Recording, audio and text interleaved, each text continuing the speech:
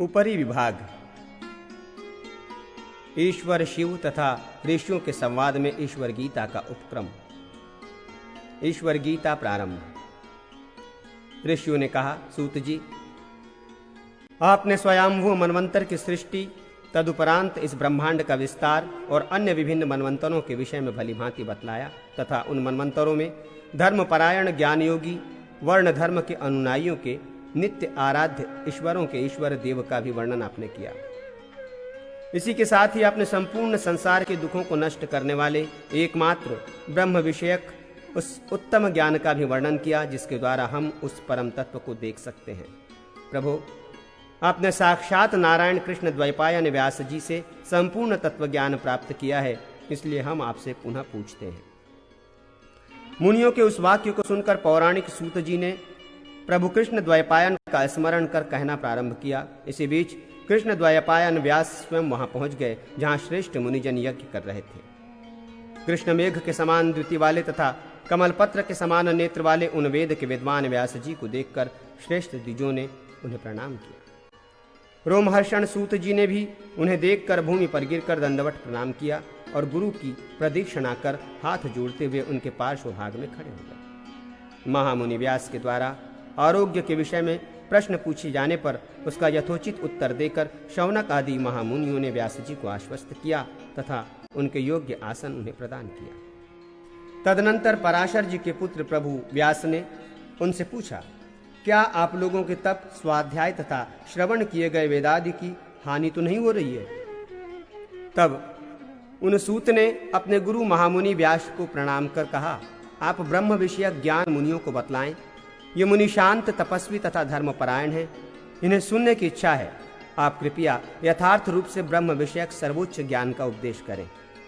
मोक्ष प्रदान करने वाले जिस दिव्य ज्ञान को आपने मुझे तथा पूर्व काल में कूर्म रूप धारण कर विष्णु ने मुनियों को बतलाया था, इस समय आप उसी ज्ञान का उपदेश दें। सूत के वचन सुनकर सत्यवती के पुत्र मुनि व्यास ने रुद्र को मस्तक द्वारा प्रणाम कर सुखदायक वचन कहा। व्यास जी बोले, प्राचीन काल में सनत कुमार आदि प्रमुख योगेश्वरों द्वारा पूछने पर स्वयं प्रभु महादेव ने जो कहा था उसी को मैं कहता हूँ। सनत कुमार, सनक, सनंदन, अंगिरा, रुद्र सहित परम धर्मज्ञ भृगु, कणाद, कपिल, योगी महामुनि वामदेव, शुक्र तथा भगवान वशिष्ठ, इन सभी संयमित चित्त वाले मुनियों ने संशयान्वित होने पर परस्पर परामर्श करके पवित्र बद्रिकाश्रम में घोर तप किया।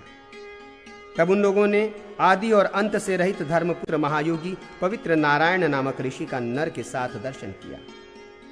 उन भक्ति संपन्न योगियों ने वेदों में वर्णित विविध स्रोतों द्वारा स्तुति करके उन श्रेष्ठ योगी को प्रणाम किया।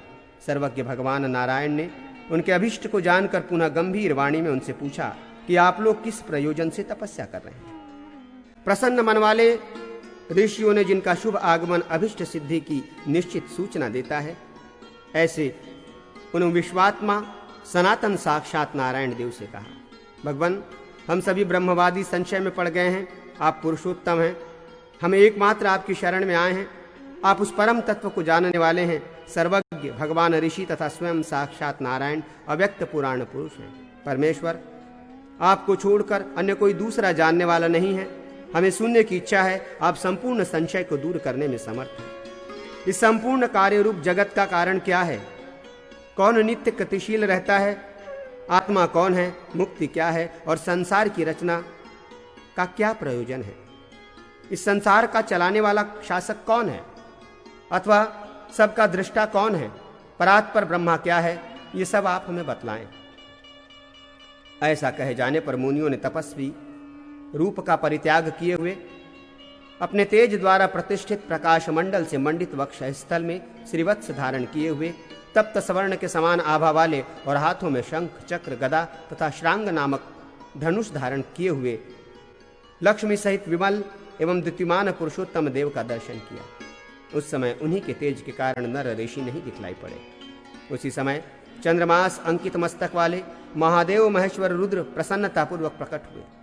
चंद्रभूषण जगन्नाथ त्रिलोचन का दर्शन कर प्रसन्न मन वाले वे सभी मुनि भक्ति पूर्वक उन परमेश्वर की स्तुति करने लगे। ईश्वर की जय हो, भूपति महादेव शिव की जय हो, सभी मुनियों के स्वामी तथा तपस्या द्वारा भली भांति प्रपूजित होने वाले आपकी जय हो। सहस्रमूर्ति, विश्वात्मन, संसार रूपी यंत्र के प्रवर्तक और संसार के जन्म, रक्षा और संहार के कारण हे अनंत आपकी जय हो। हजारों चरण वाले ईशान, शंभु, योगेंद्र द्वारा वंदित अंबिकापति आपकी जय हो। परमेश्वर देव आपको नमस्कार है। इस प्रकार स्तुति किए जाने पर भक्त वत्सल भगवान त्र्यंबक ईश ने ऋषिकेश का आलिंगन कर गंभीर वाणी में कहा, हे चित्त पुंडरीकाक्ष, ये ब्रह्मवादी मुनिंद्र किस कारण से इस स्थान पर आए हैं अथवा मुझे क्या करना है? भगवान के वाक्य को सुनकर देवाधिदेव जनार्दन देव ने कृपा करने के लिए उद्यत सामने स्थित महादेव से कहा, देव, ये सभी मुनिगण तपस्वी और निष्पाप हैं। ये लोग भली भांति तत्व दर्शन की इच्छा से मेरी शरण में आए हैं। हे भगवान, यदि आप प्रसन्न हैं तो मेरे समीप इन भावनामय मुनियों को वो दिव्य ज्ञान प्रदान करें। शिव, केवल आप ही अपने आप को जानते हैं, दूसरा कोई आपको जानने वाला नहीं है। अतः आप स्वयं इन मुनींद्रों को अपना स्वरूप दिखलाएं। ऐसा कहकर ऋषिकेश ने योग सिद्धियों को दिखाते हुए वृषभध्वज की ओर देखकर श्रेष्ठ मुनियों से कहा, हे मुनिगणों, त्रिशूल धारण करने वाले शंकर महादेव के दर्शन से आप लोग अपने आप को कृतार्थ समझें। आप लोग यथार्थ रूप से ज्ञान प्राप्त करने योग्य हैं। सामने प्रत्यक्ष स्थित विश्वेश के उस तत्व ज्ञान के विषय में पूछें। मेरी सान्निधि में ये यथार्थ रूप से वर्णन करने में समर्थ है। विष्णु का ये वचन सुनकर तथा वृषभध्वज को प्रणाम कर सनत कुमार आदि ऋषियों ने महेश्वर से पूछा। इसी बीच आकाश से ईश्वर के योग्य एक अंचित्य दिव्य निर्मल आसन प्रकट हुआ। विश्वकर्ता वे योगात्मा महेश्वर विष्णु सहित उस आसन पर बैठ गए। अपने तेज से विश्व को पूरित करते हुए महेश्वर देव वहां सुशोभित हो रहे थे। उन ब्रह्मवादियों ने उन प्रकाशमान देवाधिदेव शंकर का उस निर्मल आसन पर सुशोभित होते हुए दर्शन किया। योग में स्थित लोग अपनी आत्मा में जिन आत्म स्वरूप ईश्वर का दर्शन करते हैं, उन्हें अनन्य तेजस्वी शांत स्वरूप शिव को उन ब्रह्मवादियों ने देखा, जिनसे समस्त प्राणियों की उत्पत्ति होती है और जिनमें ये सब विलीन हो जाता है।